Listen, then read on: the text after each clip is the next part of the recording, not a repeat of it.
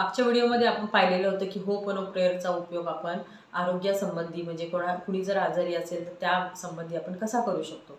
आणि होपनो प्रेयरचा उपयोग आपण बऱ्याच प्रकारामध्ये करू शकतो. म्हणजे आरोग्य झालं, पैसा झालं, नातेसंबंध झालं, याविषयी तुम्ही खूप चांगल्या प्रकारे करू शकता. रोज जर तुम्ही हा उपयोग केला तर भरपूर प्रमाणामध्ये तुम्हाला फरक पडलेला दिसेल या गोष्टींमध्ये, तुम्हाला ज्या अचीव करायच्या आहेत त्यामध्ये. तर त्यापूर्वी जाणून घेण्यापूर्वी मी कोण, मी हाय हॅलो नमस्कार, माझं नाव प्रतीक्षा भारती आणि तुम्ही पाहायला सुरुवात केली आहे मैत्रीण. आणि माझ्या चॅनेलवरती तुम्हाला सबमिनल्स वगैरे किंवा पॉझिटिव्ह थॉट्स किंवा अफर्मेशन किंवा लॉ ऑफ अट्रॅक्शन याविषयीच तुम्हाला व्हिडिओ पाहायला मिळतील आणि यातून बऱ्याच गोष्टी तुम्हाला शिकायलाही मिळतील. आणि इंटरेस्टिंग असे टॉपिक असणार आहे माझ्या माझ्या यूट्यूब चॅनेलचे. तुम्हाला आवडत असतील या गोष्टी तर नक्की माझं चॅनल सबस्क्राईब करा आणि तुमचे जे विचार असतात आणि तुमचे जे नॉलेज आहे त्यामध्ये अजून भर पाडा माझ्या यूट्यूबच्या व्हिडिओजनी. तर चला मी आजचा व्हिडिओ स्टार्ट करत आहे. आणि होपनो प्रेयर जर तुम्हाला माहीत असेल तर मागच्या वेळेचा व्हिडिओ तुम्ही पाहू शकता, नसेल माहिती तरी. तर ह्या व्हिडिओमध्ये मी सांगणार आहे की नातेसंबंधामध्ये जर तुमचा कोणाशी भांडणं झालेलं असेल तर त्याविषयी तुम्ही होपनो प्रेयर वापरू शकता. तर ती कशी वापरायची? समजा तुमचं कोणाशी तरी भांडण झालेलं आहे आणि तुम्हाला वाटत असेल की त्या व्यक्तीला मी बोलावं, त्या व्यक्तीने माझ्याशी बोलावं. तर तुम्ही असं बोलायचं, त्या व्यक्तीचं नाव घ्यायचं, I am sorry, please forgive me, thank you, I love you.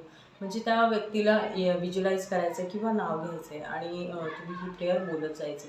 किमान 108 वेळा तरी ही प्रेयर तुम्हाला बोलायला पाहिजे. मग नंतरच तुम्हाला कोणाला लगेच फरक पडतो, कोणाला वेळ लागतो या गोष्टीने. आणि पैसा जर तुमच्याकडे ब्लॉकेज झाले असतील, पैसा येत नसेल तर ह्या गोष्टींसाठी सुद्धा ही प्रेयर वापरतात.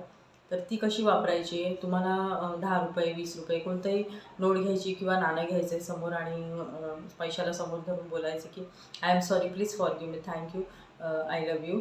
म्हणजे अशा गोष्टी तुम्हाला बोलायच्या आहेत, अशी प्रेयर तुम्हाला बोलायची आणि 108 वेळा रोज तरी बोलायचं आहे.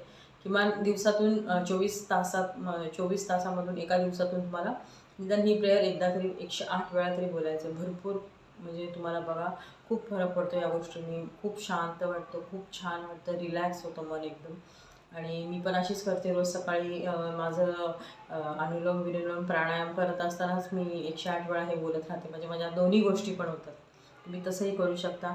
म्हणजे योगा वगैरे करताना तुम्ही हे पण तुमच्या मनामध्ये चालू राहू द्यायचं. किंवा सकाळी डबा करताना वगैरे मी मोबाईलला वगैरे ही प्रेयर लावून देते आणि डबा करतानाही 108 वेळा माझं हे तोंडामध्ये चालू असतं. कारण आपण जेवण बनवतानाही चांगल्या गोष्टी म्हणजे बनवतानाही चांगल्या गोष्टी बोलत राहिलं की आपले जे खाणारे घरातली लोकं असतात त्यांनाही चांगले विचार जातात. त्यामुळे अशा गोष्टी तुम्ही कुठला मंत्र बोलू शकता. पण आज मी होपनो प्रेयरविषयी बोलत आहे म्हणून त्याविषयी सांगते. आणि असंही करू शकता, सकाळी जेवण बनवता तुम्ही मोबाईलला या गोष्टी लावून द्यायचा, तेव्हाही होतं. किंवा कुठे तुम्ही चालताना वगैरेही या गोष्टी कुणाशी म्हणजे असं इकडे तिकडे जास्त लक्ष देण्यापेक्षा आपण 108 वेळा सहज जाता येता ह्या गोष्टी पण होतात. म्हणजे तुम्हाला ज्या गोष्टींविषयी प्रॉब्लेम आहे त्याचं पहिलं नाव घ्यायचं आहे आणि मग ही गोष्ट तुम्हाला म्हणजे ही प्रेयर तुम्हाला बोलायची आहे 108 वेळा. आणि I am sorry, please forgive me, thank you, I love you. जर तुम्ही स्वतः आजारी असाल तर स्वतःसाठीही बोलू शकता. आणि तुम्हाला असं बोलायचं आहे, I am taking responsibility for this situation, I am taking responsibility for this situation. मी या सिच्युएशनची मी जबाबदारी घेतो की. आणि पुढे ही प्रेयर बोलायची तुम्हाला. म्हणजे तुमचा आजारपणाविषयी जर तुम्हाला असेल तुम्ही स्वतः जबाबदारी घ्यायची आणि ती फिलिंग आली पाहिजे तुमच्यामध्ये. तुम्ही नुसतं बोलताय असं नाही पाहिजे, त्या फिलिंग्ज आल्या पाहिजेत. I am sorry, please forgive me, thank you, I love you. कधी कधी बोलताना या गोष्टी बोलताना पण आपल्याला रडू येतं, म्हणजे भरभरून येतं. म्हणजे ह्या आल्या पाहिजेत ह्या गोष्टी, तरच या प्रेयरचा उपयोग होतो.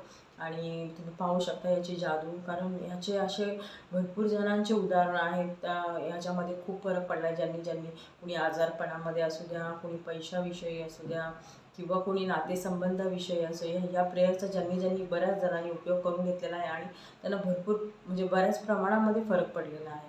तर आजचा व्हिडिओ तुम्हाला कसा वाटला नक्की मला कळवा. आणि तुम्हाला नक्की नवीन काही शिकायला मिळाले असले तर मलाही खूप बरं वाटेल. आणि पुढच्या वेळेला आपण असंच नवीन टॉपिक घेऊन भेटणार आहोत. तर तूर्तास तरी थांबते मी आता. धन्यवाद.